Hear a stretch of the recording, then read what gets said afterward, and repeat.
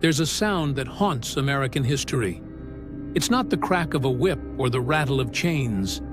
It's something quieter, more intimate, and infinitely more heartbreaking. It's the sound of a baby crying for milk that will never come. Picture this. A young black woman named Sarah has just given birth. Her body aches, her breasts are full of milk, and her newborn son needs her. But instead of cradling her own child, she's being led to the big house, where a white woman has just delivered her baby.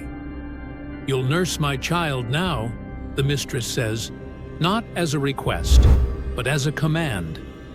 And if Sarah hesitates, if she looks back toward the quarters where her own baby cries, you already know what happens next.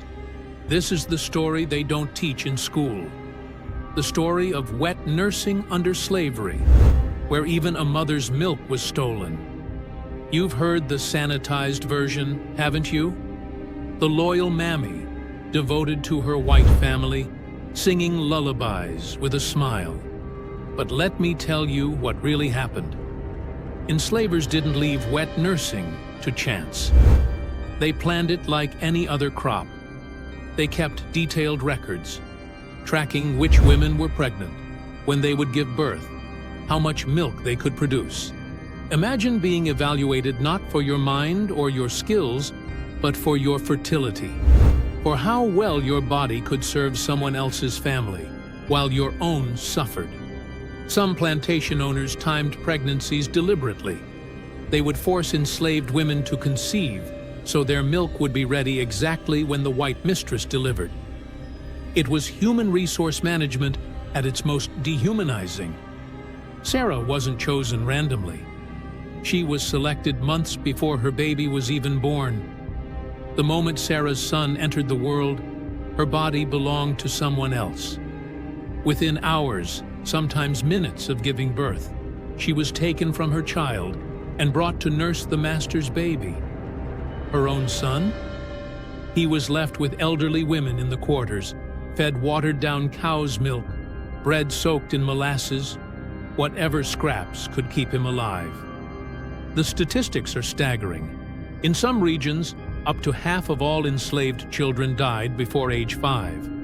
While disease and malnutrition played roles, the removal of nursing mothers was a death sentence for countless babies. Think about that. These women watched their own children waste away while they were forced to nourish the children of their oppressors. And when they cried, when their bodies shook with grief, they were beaten for showing ingratitude. One woman, interviewed decades later, remembered it perfectly. "They say I cry too much for my baby, so they whip me and send me to tend theirs instead. No rest for sorrow." But it wasn't just about milk. These women were forced to perform love. They had to sing lullabies to children who weren't theirs, rock them to sleep while their own babies lay hungry, smile when the white child reached for them, even as they ached to hold their own. And God forbid they showed too much affection to the white child, or too little. White mistresses watched with jealous eyes, ready to punish any perceived favoritism toward their own child or the white one. Sarah learned to read the room like her life depended on it, because it did. Too much tenderness toward the white baby? She's getting above herself. Not enough attention? She's being defiant. Missing her own child? She's ungrateful for this privilege. There was no winning, only surviving. Plantation records reveal the cold calculation behind this system. Enslaved women weren't referred to by name, but as assets. Good nurse, currently in milk, produces abundantly. Doctors were consulted, not to ensure the health of black mothers and babies, but to confirm that enslaved women were producing enough milk for white children. Medical manuals from the 1850s advised slave owners on how to select and prepare a wet nurse, treating human beings like livestock. The preferred nurse was young, recently delivered, and physically strong. Her own baby's needs were never part of the equation. Some women were moved into the master's house, sleeping near the nursery for immediate access. Others were housed just outside, monitored constantly by mistresses who logged feeding times and milk production like farm reports. If the white baby didn't thrive, the blame fell on the enslaved woman.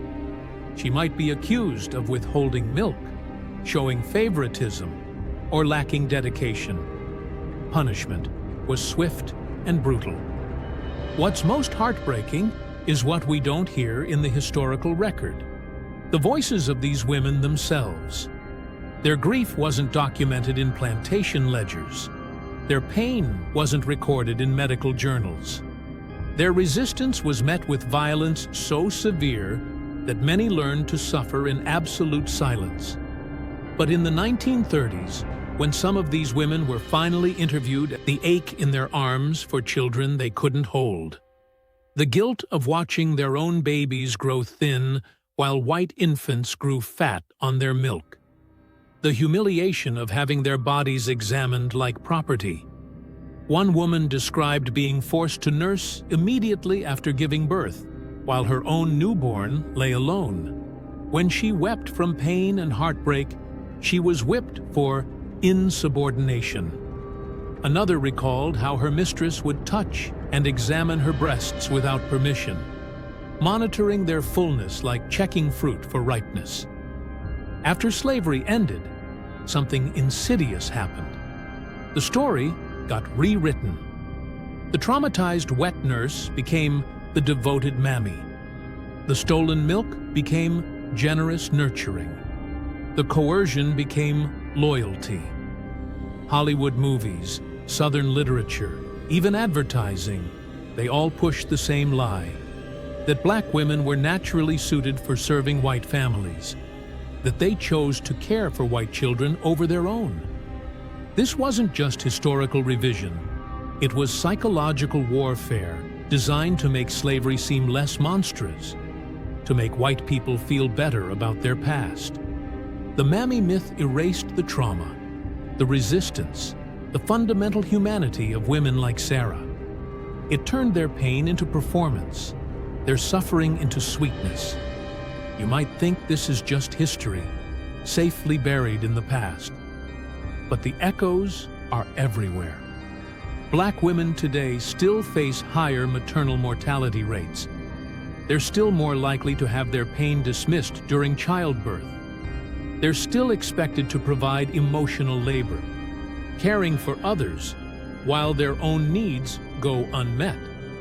The stereotype of the strong black woman who can handle anything? It's rooted in the same soil that produced the mammy myth. It's the same expectation that black women should nurture everyone except themselves.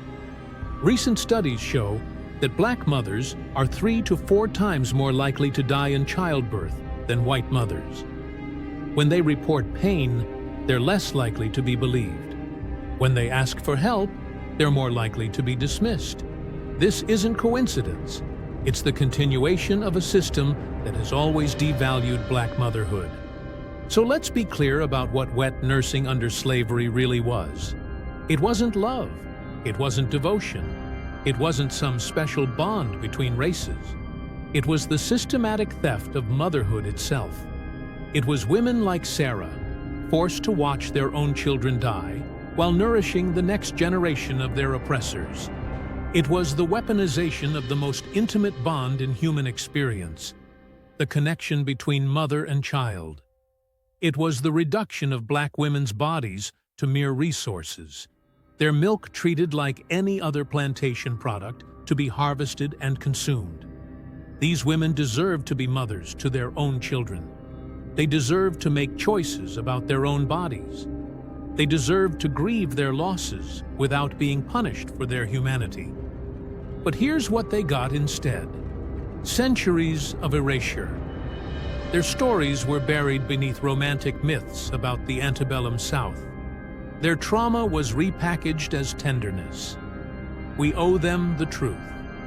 Not the comfortable lie that turns their pain into poetry, but the raw, difficult truth about what was taken from them. Because until we face that truth, until we call it by its real name, we can't begin to understand the depths of what slavery really was, or why its effects still shape our world today. The next time you hear someone romanticize the good old days of the South, remember Sarah. Remember the sound of her baby crying for milk that would never come. Remember that even in the most intimate moments of motherhood, slavery found a way to steal, to exploit, to destroy. And remember that these women's resistance, their survival itself, is a testament to strength that no system, no matter how cruel, could completely break. Their stories deserve to be told. Their pain deserves to be acknowledged. Their humanity deserves to be restored. Because the truth, no matter how difficult, is what we owe them, and what we owe ourselves.